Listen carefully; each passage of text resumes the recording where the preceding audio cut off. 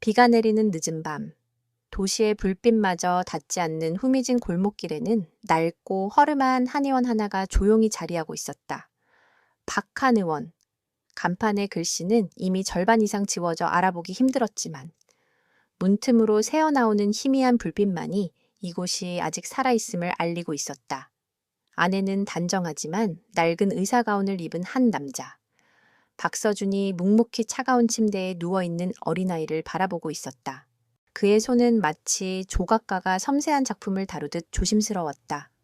아이의 가늘고 창백한 팔목을 잡고 맥을 짚는 그의 눈빛은 짙은 고뇌와 날카로운 집중으로 가득 차 있었다. 박서준은 한때에 한국 최고의 외과 의사 중 한 명으로 불렸다. 그의 메스를 거쳐간 수많은 생명들은 기적처럼 다시 태어났고 그의 이름은 의학계의 전설처럼 회자되곤 했다. 그러나 5년 전, 한 번의 치명적인 의료사고 이후 모든 것을 잃었다. 명예도, 지위도, 그리고 그가 가장 사랑했던 수술대도. 그는 스스로를 세상으로부터 격리시켰고 더 이상 첨단 장비와 화려한 병원복이 아닌 낡은 침구와 전통적인 방식으로 환자들을 돌보는 삶을 선택했다. 그는 더 이상 의사가 아닌 그저 박한 의사로 불렸다. 밖에서는 빗방울이 유리창을 세차게 두드리는 소리가 들렸고 그 소리는 박서준의 침묵과 겹쳐져 더욱 무겁게 공간을 채웠다. 아이의 이름은 하나, 이제 겨우 6살이었다. 하나는 희귀 유전병인 에베르트 증후군을 앓고 있었다. 전 세계적으로 보고된 사례가 몇 되지 않는 이 병은 체내에 필수 단백질이 생성되지 않아 근육이 서서히 퇴화하고 결국에는 모든 장기가 기능을 멈추게 만드는 치명적인 질환이었다. 이미 300명이 넘는 전문의들이 그녀의 병을 진단하고 치료를 포기했다. 대형 병원들은 더 이상 희망이 없다며 하나와 가족들을 돌려보냈고 절망에 빠진 아이의 부모는 마지막 지푸라기라도 잡는 심정으로 이 작은 한의원을 찾아왔다. 선생님, 정말 저희 하나를 살릴 수 있는 방법은 없는 건가요? 아이의 어머니가 떨리는 목소리로 물었다. 그녀의 얼굴에는 오랜 시간의 고통과 희망 없는 기다림이 고스란히 새겨져 있었다. 박서준은 대답하지 않았다.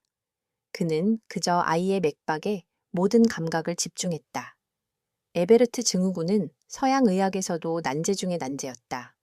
박서준 역시 과거에 이 병에 대한 논문을 접한 적이 있었지만 그가 아는 한 지금까지 완치된 사례는 단 한 건도 없었다. 그는 자신의 손목에 감겨 있는 낡은 팔찌를 꽉 쥐었다. 그 팔찌는 5년 전 그가 수술을 실패했던 그 아이의 어머니가 건네준 것이었다. 그 순간의 기억은 여전히 그의 심장을 옥죄고 있었다. 치료를 한다 해도 완치를 장담할 순 없습니다. 그리고 과정이 매우 고통스러울 겁니다. 박서준의 목소리는 낮고 차분했다. 그는 거짓된 희망을 심어주고 싶지 않았다. 아이의 어머니는 눈물을 흘리며 고개를 끄덕였다. 그녀에게는 작은 희망의 불씨라도 잡고 싶은 절박함만이 남아 있었다. 괜찮습니다. 저희는 선생님만 믿어요. 제발, 제발 저희 하나를 살려주세요. 그녀의 간절한 부탁에 박서준의 눈빛이 흔들렸다. 그는 잠시 눈을 감고 깊은 숨을 내쉬었다. 5년 동안 굳게 닫아두었던 그의 마음의 문이 아주 조금씩 열리는 것을 느꼈다. 과거의 그림자가 그를 짓눌렀지만 이 작은 생명을 외면할 수는 없었다. 그는 다시 한번 의사로서의 본능에 이끌렸다. 그는 메스를 잡는 대신 수백 년 전부터 전해져 내려오는 고서들을 꺼내들었다. 서양 의학이 포기한 길을 동양 의학의 지혜로 개척하겠다는 무모하지만 유일한 선택이었다. 다음 날 아침, 박서준은 동이 트자마자 아이를 위한 약재를 구하러 나섰다. 그가 향한 곳은 현대식 약재 시장이 아닌 깊은 산속의 약초꾼들이 모이는 외딴 마을이었다. 그는 병을 치료하기 위한 핵심 약재인 영월초를 찾고 있었다. 전설에 따르면 영월초는 에베르트 증후군 환자의 체내 단백질 생성을 돕는 기적의 효능을 가졌다고 전해진다. 그러나 그 약초는 100년에 한 번 정도만 피어나는 희귀종이었고 박서준은 그것이 실제로 존재할지조차 확신하지 못했다. 그는 산을 헤매고 또 헤맸다. 가파른 절벽을 오르고 험난한 계곡을 건너며 며칠을 보냈다. 도시의 세련된 외과 의사였던 그의 모습은 온데간데 없고 땀과 흙으로 얼룩진 한 명의 고행자만이 남아 있었다. 그의 마음속에는 오직 하나의 작은 생명을 살려야 한다는 집념만이 타오르고 있었다. 한편 아이의 언니인 한유정은 동생의 병을 취재하기 시작했다. 그녀는 유명 언론사의 젊은 기자였지만 에베르트 증후군이 단순한 질병이 아닌 어떤 거대한 음모와 연관되어 있음을 직감했다. 그녀는 박서준의 한의원을 방문하고 그의 과거와 현재에 대해 조사하며 거대한 진실의 조각들을 하나씩 맞춰가기 시작했다. 박서준이 영월초를 찾아 산속을 헤매는 동안 그의 존재는 예상치 못한 곳에서 주목받기 시작했다. 그를 주목한 것은 다름 아닌 거대 제약과 회사인 바이오메디코프의 회장 이창민이었다. 이창민은 뛰어난 사업 수완으로 바이오메디코프를 세계적인 기업으로 키웠지만 그 이면에는 수단과 방법을 가리지 않는 잔혹한 경영 방식이 숨어 있었다. 그는 현재 에베르트 증후군 치료제 개발에 막대한 투자를 하고 있었다. 물론 그 치료제는 완치가 아닌 평생 복용해야 하는 고가의 약물이었다. 만약 박서준이 영월초를 이용해 완치법을 찾아낸다면 이창민의 수십억 달러에 달하는 프로젝트는 물거품이 될 터였다. 이창민은 박서준의 배경을 조사하며 그가 과거의 의료사고로 모든 것을 잃었다는 사실을 알게 됐다. 그는 박서준을 가소롭게 여겼다. 한낱 돌팔이 한 의사가 감히 첨단 의학에 도전하다니. 그는 비웃으며 자신의 부하를 시켜 박서준을 감시하고 그의 행동을 사사건건 방해하기 시작했다. 박서준은 자신이 거대한 음모의 한가운데로 걸어 들어가고 있다는 것을 전혀 알지 못한 채 오직 하나를 살리기 위한 순수한 집념으로 나아갔다. 그가 마침내 영월초와 마주하는 순간 그의 앞에 놓인 길은 단순한 의술의 길이 아닌 거대한 권력과 탐욕에 맞서는 정의로운 전쟁의 시작이었다. 차가운 빗물에 젖은 차에 박서준은 마침내 전설 속에서만 존재하던 영월초를 발견했다. 희미한 달빛 아래 깊은 산속의 절벽 틈새에서 피어난 그 약초는 마치 은은한 푸른빛을 바라는 보석처럼 보였다. 그의 심장이 거세게 뛰었다. 이것이 바로 하나의 생명을 구할 열쇠였다. 그는 조심스럽게 영월초를 캐내어 품에 소중히 안았다.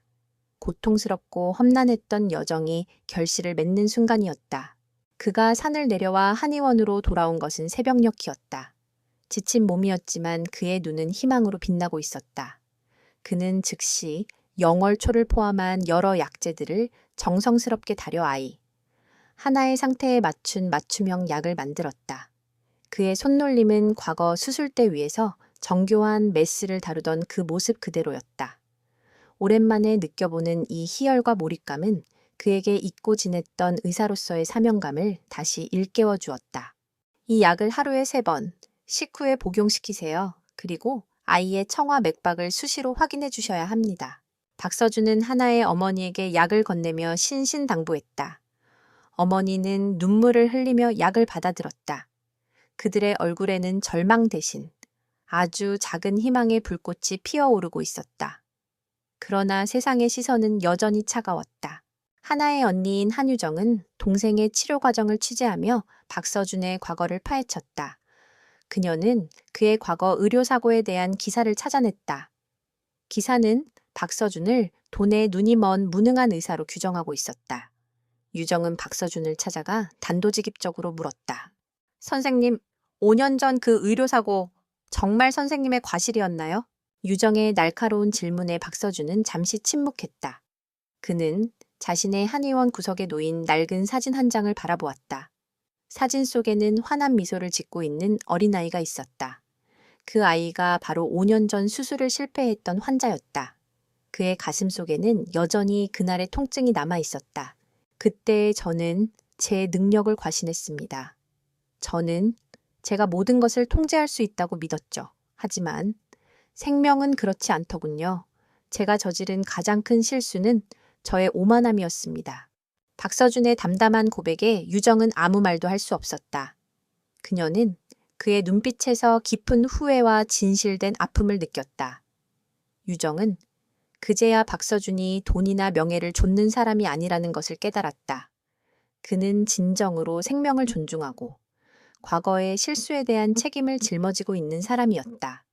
그녀는 그를 향한 시선을 바꾸었고 단순한 기자가 아닌 진실을 파헤치는 조력자로서의 역할을 자처하기 시작했다. 하나의 상태는 놀랍게도 서서히 호전되기 시작했다. 첫 일주일 동안은 눈에 띄는 변화가 없었지만 2주차에 접어들면서 하나의 안색이 조금씩 밝아졌고 3주째는 스스로 몸을 움직일 수 있을 정도로 회복되었다. 이 기적 같은 소식은 입소문을 타고 퍼져나갔다. 박서준의 한의원은 다시 활기를 되찾았고 하나와 같은 희귀병을 앓고 있는 환자들이 먼 곳에서 찾아오기 시작했다. 이 소식은 바이오메디코프의 회장 이창민의 귀에도 들어갔다. 그는 보고서를 읽으며 코웃음을 쳤다. 영월초 그딴 미신 같은 약초 따위가 현대의학이 포기한 병을 고친다고 말도 안 되는 소리. 이창민은 박서준의 성공을 단순한 우연이나 사기극으로 치부했다. 그러나 그의 신복인 김 실장은 사태의 심각성을 경고했다. 회장님, 영월초의 효과가 실제로 입증된다면 저희 회사가 개발 중인 치료제 시장은 완전히 사라지게 됩니다. 박서준은 단순한 돌팔이가 아닙니다. 그는 과거에 신의 손이라 불리던 박서준입니다. 지금 당장 조치를 취하셔야 합니다. 김 실장의 말에 이창민의 얼굴은 싸늘하게 굳어졌다. 그는 박서준의 과거를 다시 상기했다. 신의 손이라 불렸던 천재 의사. 그런 인물이 다시 세상에 나타나 자신의 사업을 방해하는 것을 그는 용납할 수 없었다. 이창민은 곁에 있던 비서를 향해 차갑게 명령했다. 박서준이라는 자의 모든 정보를 다시 가져와. 그리고 그 자가 지금 하는 짓을 당장 멈추게 만들어. 이창민은 박서준의 한의원에 의료법 위반을 이유로 고발장을 접수시켰다. 동시에 자신의 영향력을 이용해 언론에 박서준을 폄하하는 기사를 흘렸다. 무면허 의료 행위로 환자를 죽음으로 내몰고 있는 돌팔이 한의사라는 자극적인 제목의 기사들이 쏟아져 나오기 시작했다. 여론은 순식간에 악화되었고 박서준을 믿고 찾아왔던 환자들의 발길이 끊기기 시작했다. 그러나 그 모든 소문과 비난 속에서도 박서준은 흔들리지 않았다. 그는 오직 하나의 치료에만 전념했다. 하지만 이창민의 공작은 여기서 멈추지 않았다. 그는 박서준의 약자의 공급체까지 차단했다. 박서준은 영월초를 다 쓴 후 새로운 약재를 구할 수 없게 되자 절박한 상황에 놓였다. 그는 자신이 처한 공영보다 하나가 다시 아프게 될까봐 더 큰 두려움을 느꼈다. 그때 한 통의 전화가 걸려왔다. 발신자는 YJ그룹의 회장 윤소연이었다. 그녀는 이창민의 악랄한 공작과 박서준의 진실을 모두 알고 있었다. 윤소연은 박서준에게 조용하고 단호한 목소리로 말했다. 박서준 선생님, 당신이 겪고 있는 일들 모두 알고 있습니다. 저는 당신의 의술이 진실하다고 믿습니다. 만약 당신이 도움을 원하신다면 언제든지 저를 찾아오세요. 저는 당신을 도울 준비가 되어 있습니다. 박서준은 윤소연의 존재를 알지 못했지만 그녀의 목소리에서 진심을 느꼈다. 그는 잠시 망설였지만 이 모든 상황을 홀로 감당할 수 없다는 것을 깨달았다. 하나의 생명을 구하기 위해서는 이제 그의 의술뿐만 아니라 거대한 외부의 힘이 필요했다. 박서준은 깊은 한숨을 내쉬며 윤소연과의 만남을 결심했다. 그 만남은 단순한 조력자를 만나는 것이 아닌 거대한 폭풍의 눈으로 걸어 들어가는 첫걸음이었다. 어둠이 내린 강남의 한 빌딩 꼭대기. 펜트하우스 사무실에는 차가운 긴장감이 감돌았다. 윤소연, YJ그룹의 젊은 회장은 한 손에 와인잔을 들고 창밖의 화려한 야경을 응시하고 있었다. 그녀의 눈빛은 깊고 날카로웠으며 박서준에 대한 보고서를 읽고 난 후 더욱 짙어진 사색에 잠겨 있었다. 그녀는 단순히 박서준의 의술에 감동한 것이 아니었다. 그녀는 이창민의 바이오메디코프와 5년 전 일어난 의료사고의 배후에 숨겨진 연결고리를 포착하고 있었다. 그녀의 비서가 조심스럽게 다가와 말했다. 회장님, 박서준 선생님께서 도착하셨습니다. 윤소연은 고개를 끄덕였다. 그녀의 표정은 차분했지만 내면에는 거대한 계획을 실행하려는 단호함이 엿보였다. 박서준이 들어섰을 때 그는 화려한 사무실과 성공한 여인의 아우라에 압도되는 대신 그녀의 눈빛에서 자신과 같은 종류의 고뇌를 읽어냈다. 그들은 짧은 인사말을 나눈 후 곧바로 본론으로 들어갔다. 이창민 회장은 당신을 얕보고 있습니다. 그에게 당신은 그저 처리해야 할 작은 방해물일 뿐이죠. 윤소연이 먼저 입을 열었다. 그녀의 목소리는 낮고 단호했다. 하지만 저는 그를 잘 압니다. 그는 절대 작은 일을 소홀히 하지 않죠. 그는 당신을 철저하게 짓밟아 자신의 길을 닦으려 할 겁니다. 박서준은 담담하게 대답했다. 제가 원하는 것은 오직 하나뿐입니다. 하나의 치료를 계속하는 것. 그럴 수는 없을 겁니다. 그가 당신을 가만두지 않을 테니까요. 윤소연은 박서준의 눈을 똑바로 바라보았다. 이것은 단순한 의술의 문제가 아닙니다. 바이오메디코프는 에베르트 증후군 환자들을 대상으로 임상실험을 진행해 왔습니다. 그들의 실험은 비인도적이고 불법적입니다. 5년 전 당신의 의료사고 그리고 하나의 병 모두 그들의 실험과 관련이 있을 수 있습니다. 윤소연의 충격적인 폭로에 박서준의 심장이 쿵 하고 떨어졌다. 그의 머릿속에 5년 전의 악몽 같은 기억들이 스쳐 지나갔다. 수술 중 예기치 않게 발생했던 합병증, 그리고 원인을 알 수 없었던 환자의 급격한 상태 악화, 그 모든 것이 바이오메디코프의 비인도적인 실험 때문이었다면 그의 오만함 때문이라고 믿었던 과거의 그림자가 거대한 악의 실체로 바뀌는 순간이었다. 박서준의 얼굴에는 분노와 함께 깊은 슬픔이 교차했다. 그럼 제가 그들의 희생양이었습니까? 그의 목소리는 떨렸다. 아직 확실한 증거는 없습니다. 하지만 저는 이창민의 바이오메디코프가 오랫동안 수상한 연구를 진행하고 있다는 정보를 입수했습니다. 그들은 에베르트 증후군의 완치법을 숨기고 평생 복용해야 하는 고가의 약물을 개발하여 막대한 이익을 얻으려 하고 있습니다.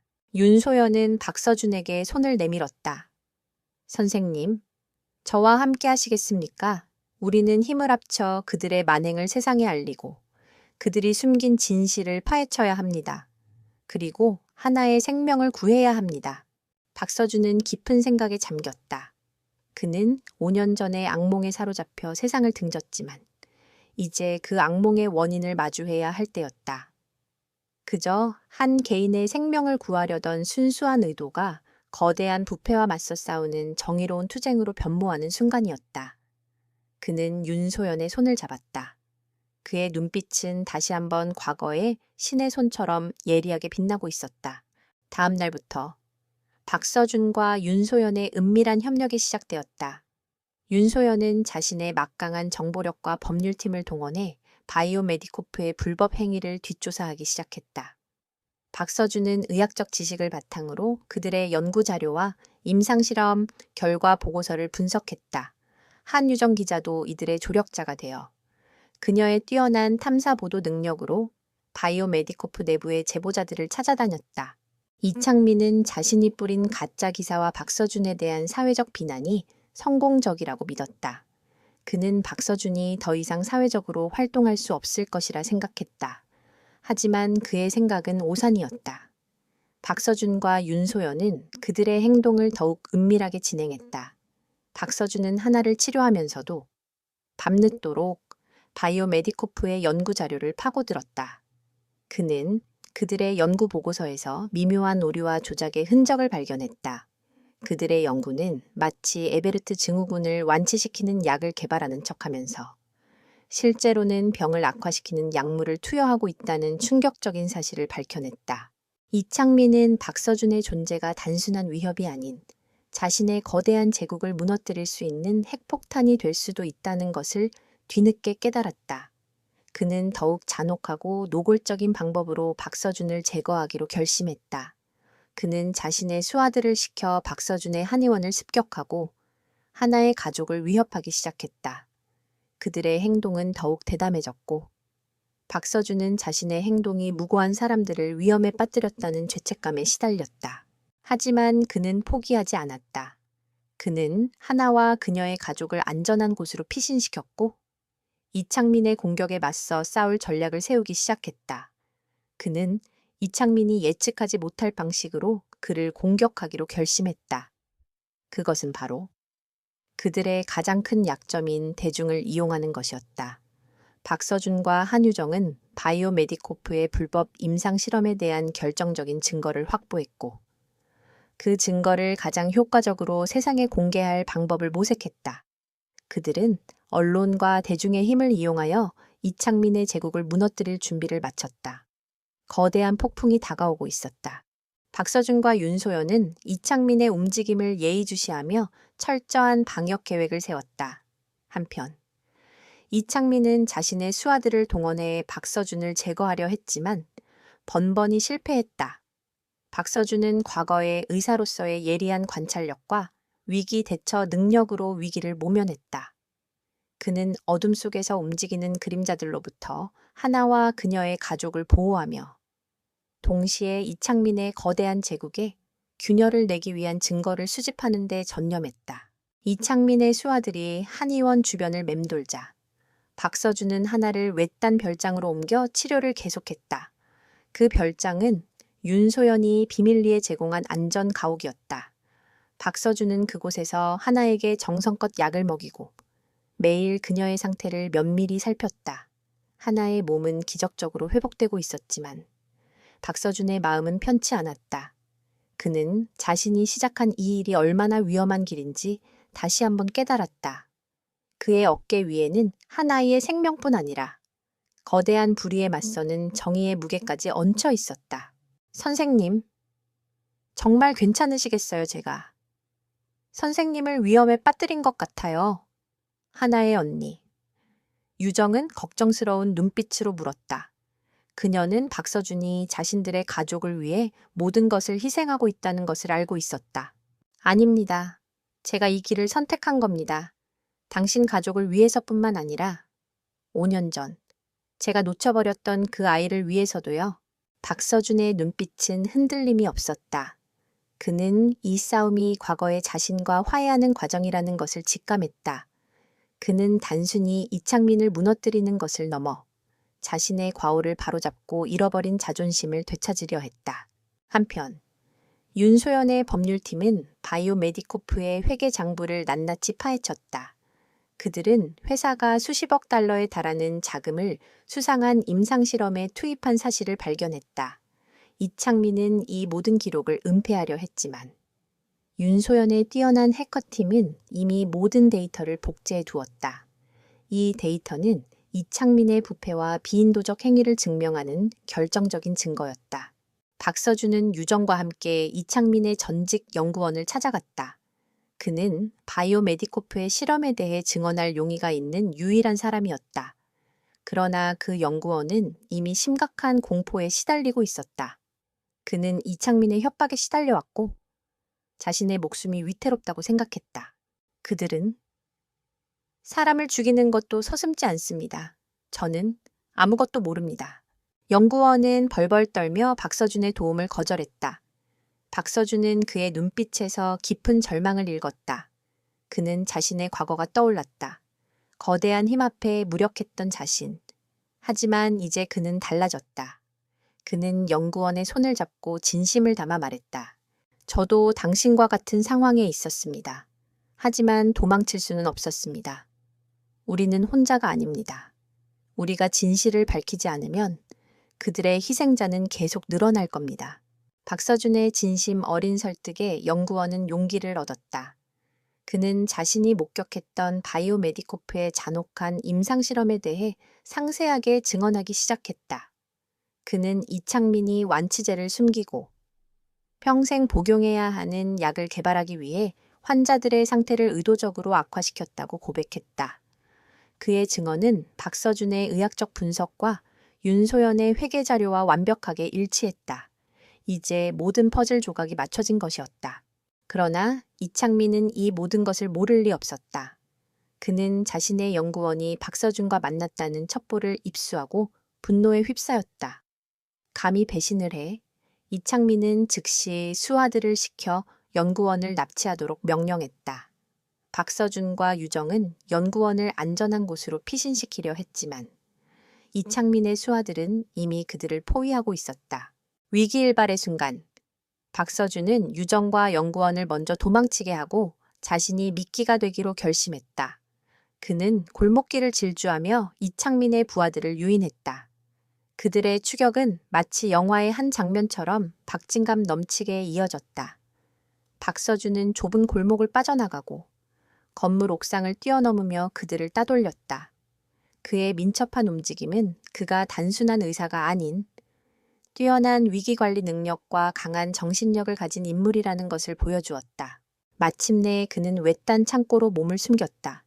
이창민의 부하들은 그를 놓치고 말았다. 그러나 그들은 박서준이 몸을 숨긴 장소를 정확히 알고 있었다. 이창민은 박서준의 무모한 행동을 비웃으며 곧바로 그곳에 특공대를 보냈다. 이 모든 것이 그가 박서준을 제거하기 위해 파놓은 함정이었다. 박서준은 홀로 창고 안에 갇힌 채 이창민의 부하들을 기다리고 있었다. 그는 이제 더 이상 도망치지 않았다. 그는 정면으로 맞서 싸우기로 결심했다. 그의 손에는 메스가 아닌 정이라는 이름의 칼이 쥐어져 있었다. 박서준이 숨어든 창고는 도시 외곽에 버려진 공장이었다. 낡고 부식된 철골 구조물들이 을씨년스러운 분위기를 자아냈고 창문 없는 벽면들은 외부의 빛을 완전히 차단했다. 그는 창고의 한 구석에 몸을 숨긴 채 이창민의 부하들이 오기를 기다렸다. 그의 손에는 어떤 무기도 없었다. 오직 예리한 두 눈과 과거 의사로서의 경험에서 우러나온 지식만이 그의 무기였다. 그는 주변 환경을 빠르게 스캔하며 자신의 위치를 이용해 부하들을 무력화시킬 방법을 찾았다. 젠장, 어디로 간 거야? 이창민의 수하들이 창고 문을 부수고 들어섰다.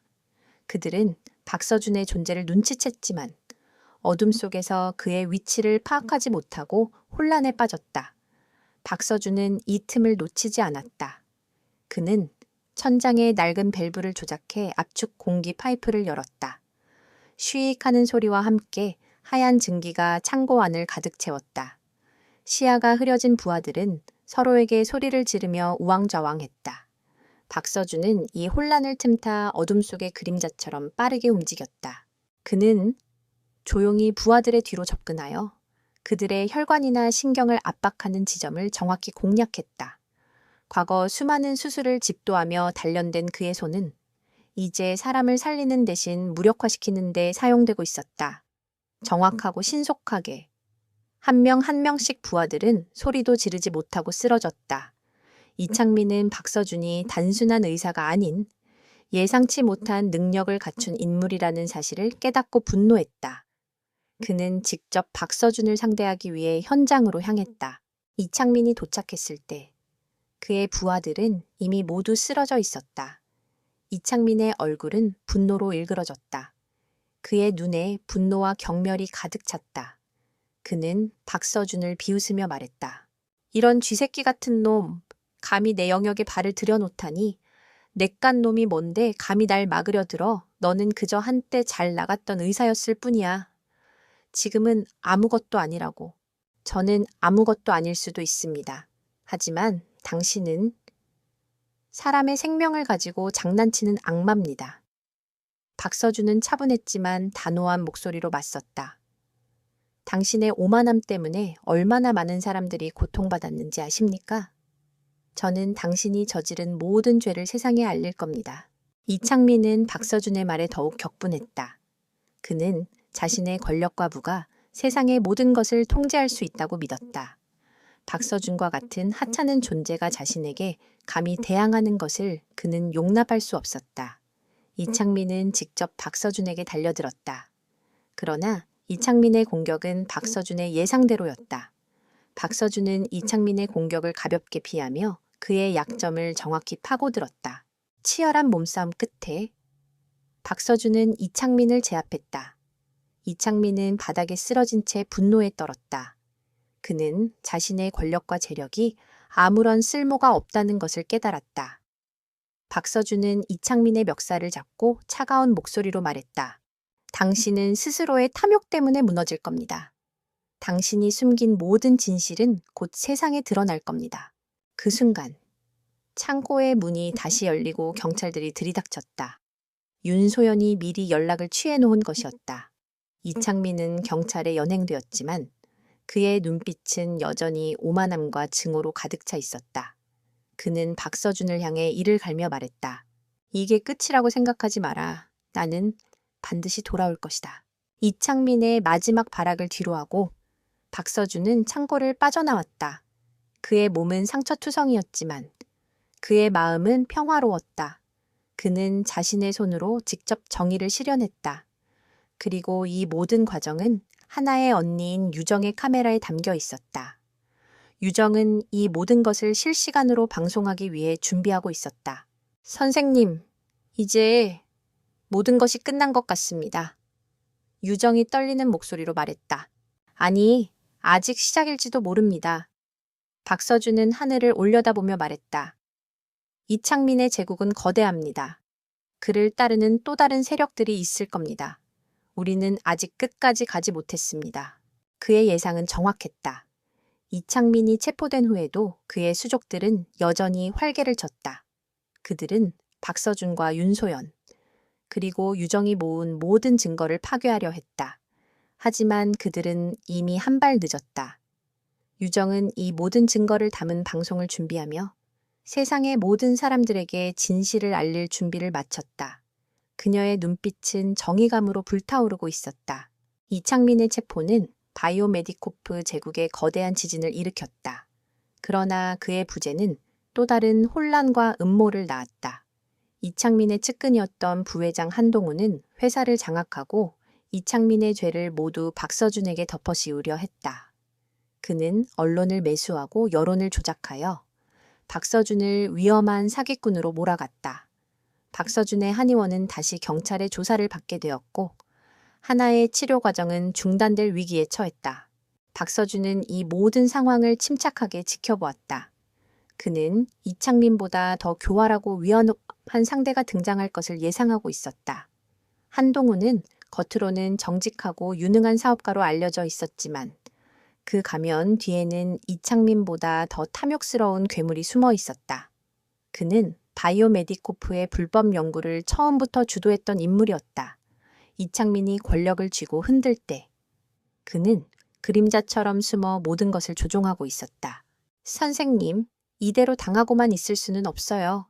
유정은 분노에 차서 말했다.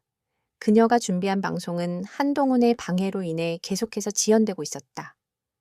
그들은 저희를 완전히 매장시키려 하고 있어요. 침착하세요.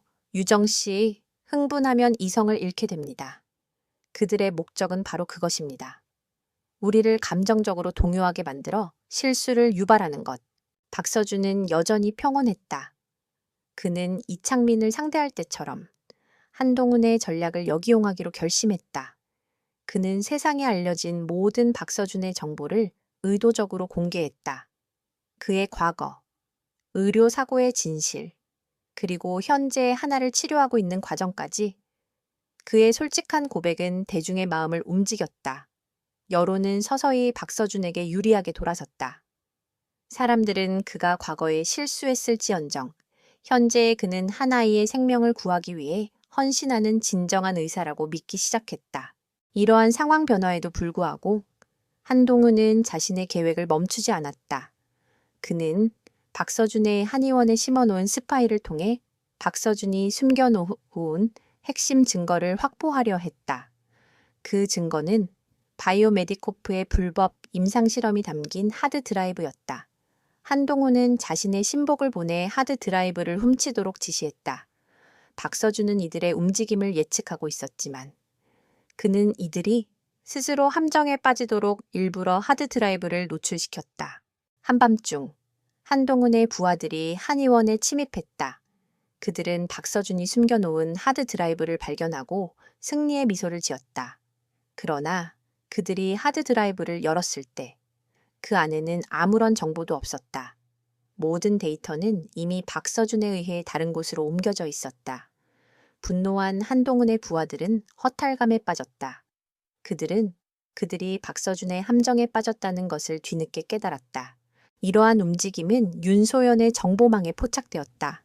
윤소연은 한동훈이 움직일 것을 예측하고 있었고 그의 모든 행동을 실시간으로 감시하고 있었다.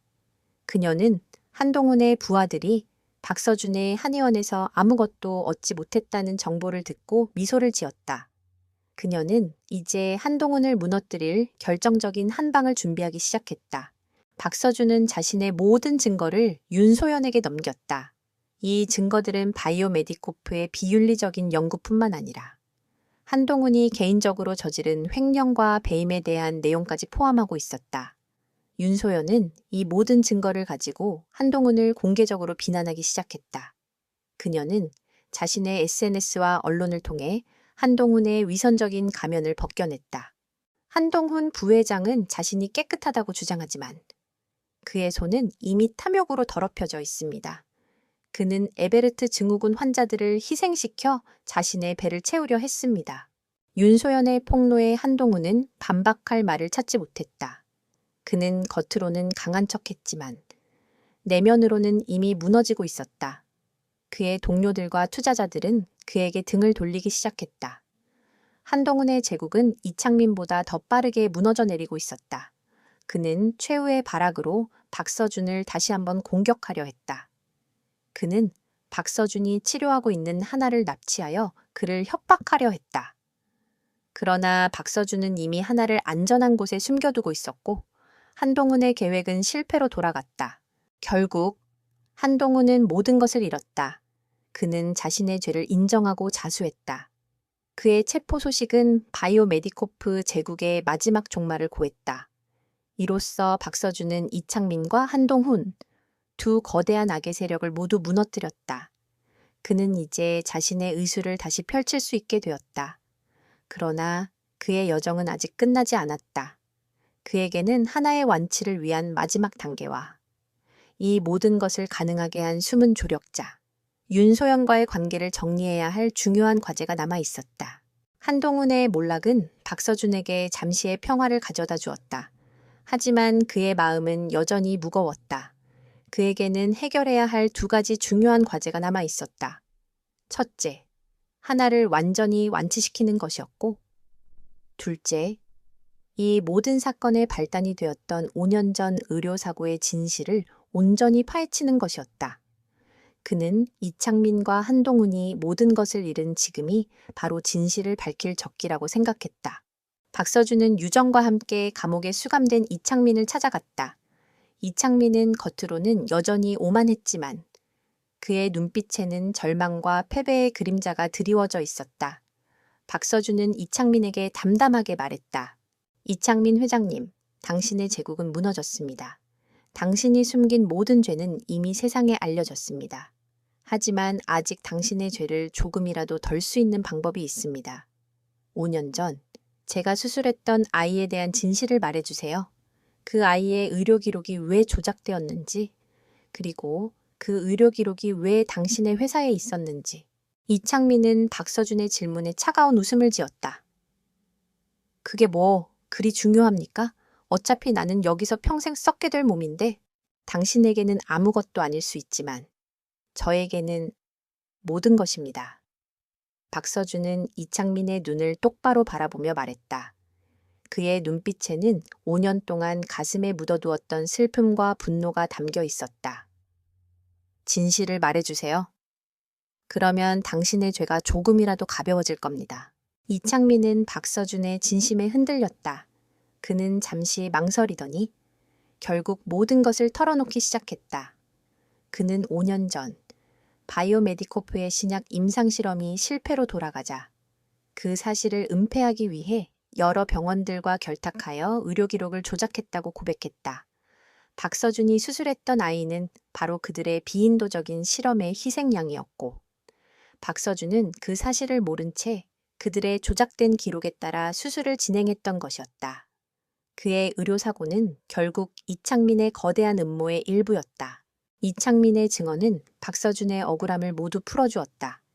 박서준은 자신의 오만함 때문이라고 믿었던 과거의 그림자에서 벗어날 수 있었다. 그는 무거운 짐을 내려놓은 듯 깊은 안도의 한숨을 내쉬었다. 유정은 이 모든 과정을 녹음했고 이 녹음 파일은 박서준의 무죄를 증명하는 결정적인 증거가 되었다. 유정은 이창민의 증언을 담은 기사를 작성하여 언론에 공개했다. 기사는 순식간에 화제가 되었고 박서준은 오명을 씻은 의사로 재조명받았다. 한편 박서준은 하나의 완치에 집중했다. 그는 이창민이 증언한 내용과 바이오메디코프의 연구 자료를 토대로 하나의 병에 대한 새로운 치료법을 연구했다. 그는 바이오메디코프가 숨겨놓았던 완치제에 대한 정보를 발견했고 이 정보를 이용해 하나의 몸에 맞춘 완벽한 치료제를 완성했다. 그가 만든 치료제는 영월초와 바이오메디코프가 개발한 약물의 장점을 결합한 새로운 형태의 약물이었다. 치료제 투여 후 하나의 상태는 빠르게 호전되었다. 그녀는 더 이상 통증을 느끼지 않았고 몸의 근육도 정상으로 돌아왔다.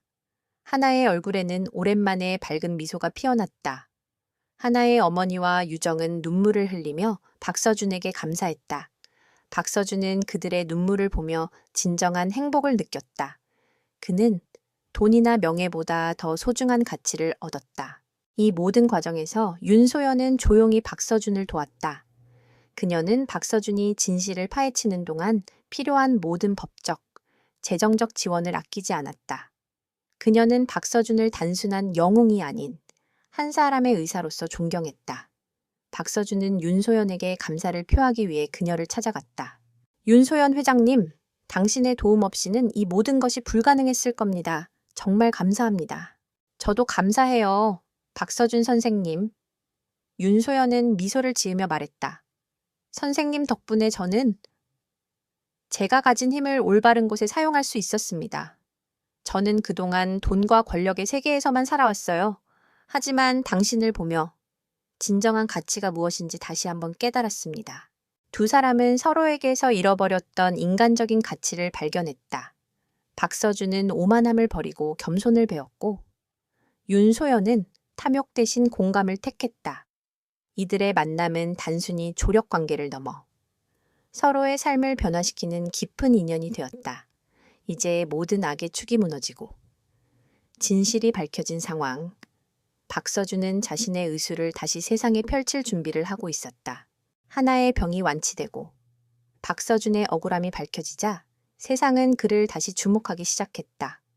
한때 몰락한 천재 의사였던 그는 이제 진실을 밝힌 영웅으로 불렸다. 수많은 언론사와 대형 병원들이 그에게 손을 내밀었지만 박서준은 모두 거절했다. 그의 마음은 이미 새로운 목표를 향해 나아가고 있었다.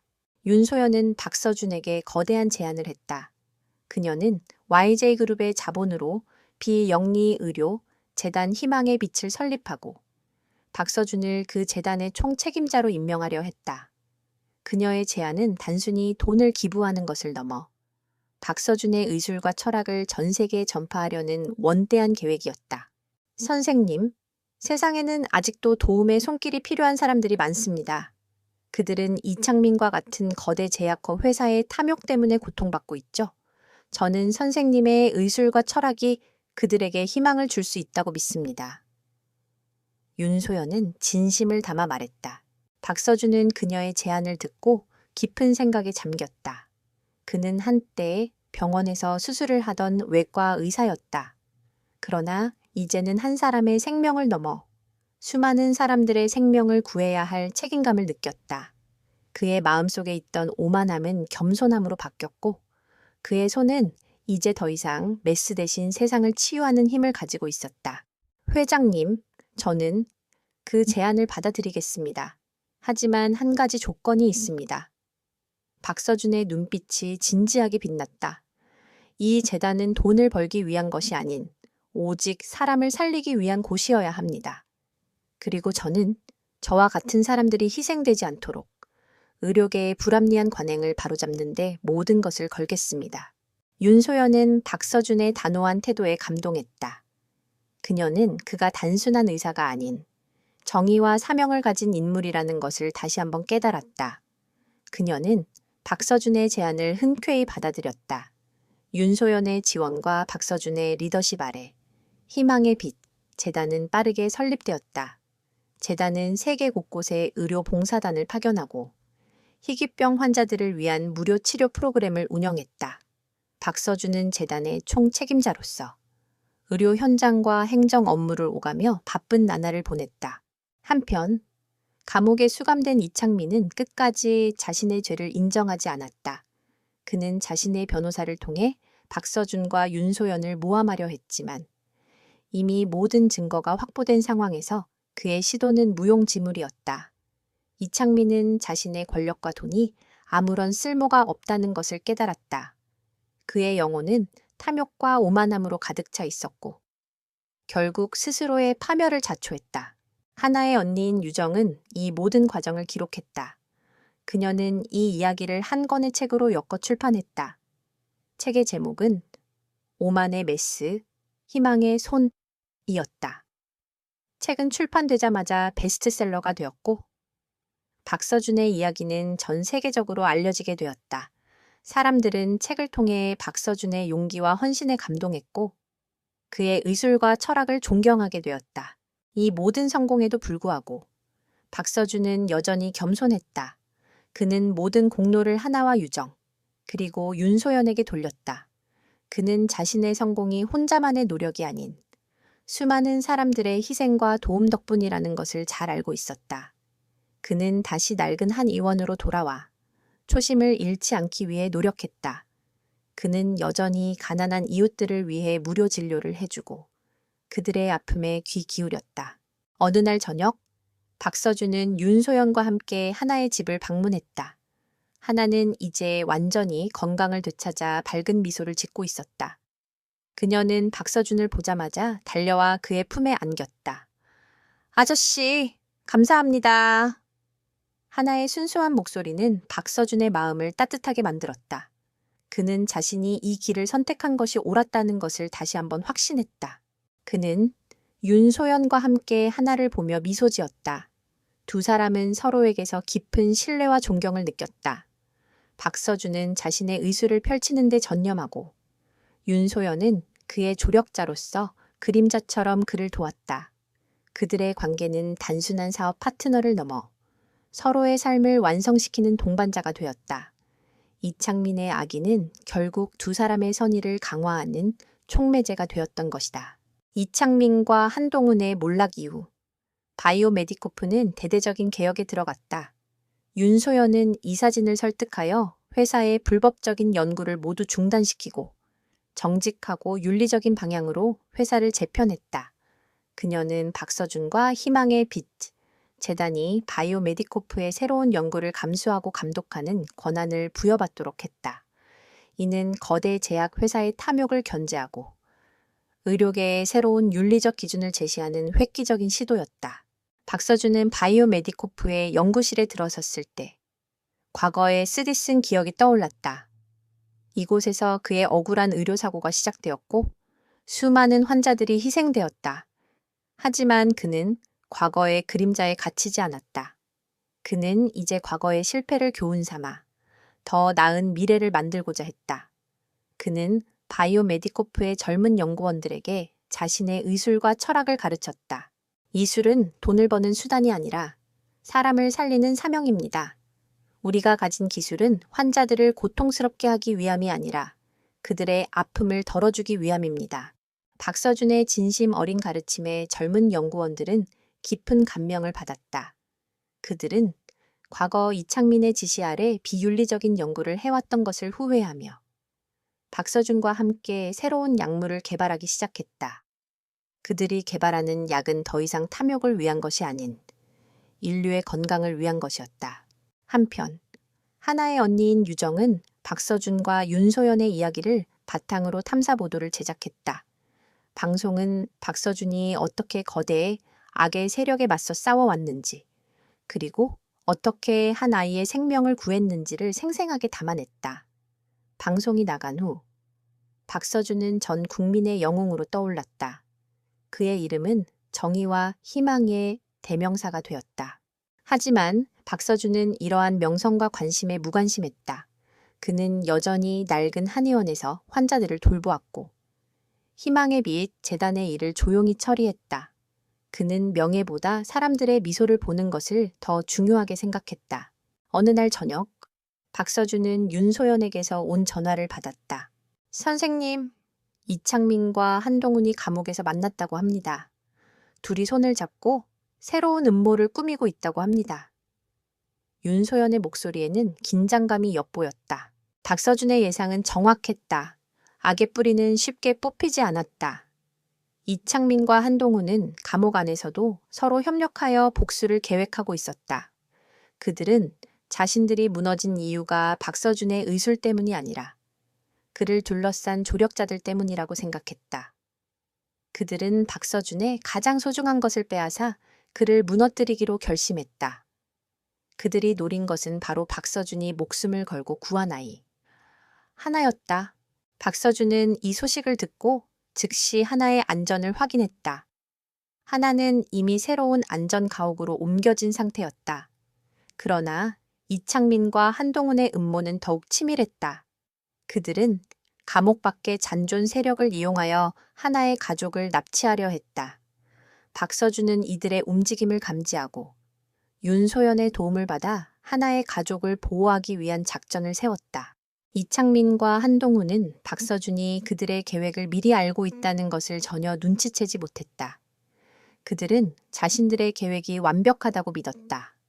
하지만 그들의 오만함은 다시 한번 그들의 발목을 잡았다. 박서준과 윤소연, 그리고 유정은 그들의 음모를 역이용하여 그들을 완벽하게 함정에 빠뜨릴 준비를 마쳤다. 이 모든 것은 박서준의 치밀한 전략과 윤소연의 막대한 재력, 그리고 유정의 언론 파워가 있었기에 가능한 일이었다.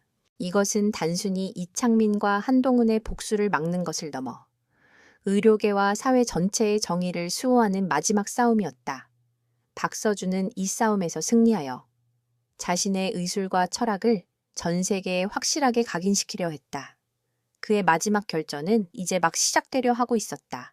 이창민과 한동훈의 마지막 발악은 그들의 오만함이 낳은 최악의 자충수가 되었다.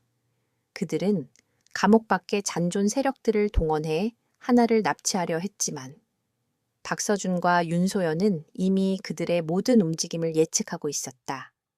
그들은 이들의 행동을 유도하여 감옥 내부와 외부의 모든 부패한 연결고리를 한꺼번에 끊어버릴 계획을 세웠다. 이창민과 한동훈의 부하들은 하나의 안전 가옥을 급습했지만 그곳에는 아무도 없었다. 그들이 발견한 것은 박서준이 남겨놓은 조롱 섞인 메모뿐이었다. 당신들의 오만함은 결국 아무것도 얻지 못할 겁니다. 분노에 찬 부하들은 허탈함에 빠졌고 이 모든 과정은 유정이 설치한 비밀 카메라에 고스란히 녹화되었다. 이 녹화부는 감옥에 있는 이창민과 한동훈에게 전달되었고 그들은 자신들의 패배를 직감했다. 이창민은 모든 것을 잃은 채 무너져 내렸다. 그는 자신의 변호사를 통해 박서준에게 마지막으로 전원을 보냈다. 너의 승리다. 나는 너를 얕봤다. 하지만 네가 가진 것이 겨우 그 정도라면 이 세상은 아직도 내 세상이야. 그의 오만함은 죽음의 그림자 앞에서도 꺾이지 않았다. 하지만 그의 말은 더 이상 박서준에게 아무런 의미도 없었다. 박서준은 이미 그보다 더 높은 곳에 서 있었다. 그의 권력은 돈이나 명예가 아닌 사람들의 신뢰와 희망에서 비롯된 것이었다. 한편 한동훈은 이창민과 달리 조용히 모든 것을 정리했다. 그는 박서준에게 직접 편지를 써서 자신의 죄를 모두 고백하고 그가 숨겨놓았던 모든 비리 자료들을 넘겼다. 그의 편지에는 이런 구절이 적혀 있었다. 나는 당신이 이창민보다 더 무서운 사람이라고 생각했습니다. 당신은 사람을 죽이지 않고도 사람의 영혼을 파괴할 수 있는 능력을 가졌더군요. 저는 이제 당신의 그림자조차도 두렵습니다. 한동훈의 고백은 그의 영혼이 완전히 파괴되었다는 것을 의미했다. 그는 권력과 탐욕에 눈이 멀어 자신이 얼마나 타락했는지를 뒤늦게 깨달은 것이다. 이로써 이창민과 한동훈, 두 거대한 악의 세력은 완전히 무너졌다. 박서준은 그들의 잔존 세력까지 모두 소탕하고 의료계의 새로운 질서를 확립했다. 그는 윤소연과 함께 희망의 빛 재단을 확장하여 전 세계의 의료 빈민들을 돕는 데 전념했다. 하나의 언니인 유정은 이 모든 이야기를 다큐멘터리로 제작하여 세상에 공개했다. 다큐멘터리는 수많은 사람들에게 감동과 희망을 주었고 박서준은 전 세계의 존경을 받는 인물이 되었다. 후기 에필로그. 이야기의 끝은 시작과 맞닿아 있었다. 박서준은 다시 낡은 한의원으로 돌아와 조용히 진료를 하고 있었다. 그에게는 이제 수많은 명예와 부가 주어졌지만 그는 여전히 초심을 잃지 않았다. 그의 손은 한때에 오만함으로 가득 차 있었지만 이제는 따뜻한 온기로 가득 차 있었다. 하나의 부모는 딸이 완치된 후 박서준에게 거액의 사례금을 전달하려 했지만 박서준은 그 돈을 희망의 빛 재단에 기부했다. 그리고 윤소연은 자신의 재산 중 100조 원이라는 거액을 박서준의 재단에 기부하며 그의 헌신과 정의에 경의를 표했다. 그녀는 그에게 이렇게 말했다. 선생님은 돈으로 살 수 없는 가치를 제게 보여주셨습니다. 박서준은 그 돈을 전 세계의 빈곤한 의료 환경을 개선하는 데 사용했다. 그는 자신의 의술과 지식을 전 세계의 의사들에게 전수했고 수많은 생명들을 구해냈다. 그는 더 이상 신의 손이라 불리는 천재 외과 의사가 아니었다. 그는 이제 희망의 손이라 불리는 진정한 의사였다. 그의 이야기는 한 사람의 몰락과 재기, 그리고 거대한 악과의 싸움을 넘어 인간의 진정한 가치와 삶의 의미를 되새기게 하는 위대한 서사시로 남게 되었다.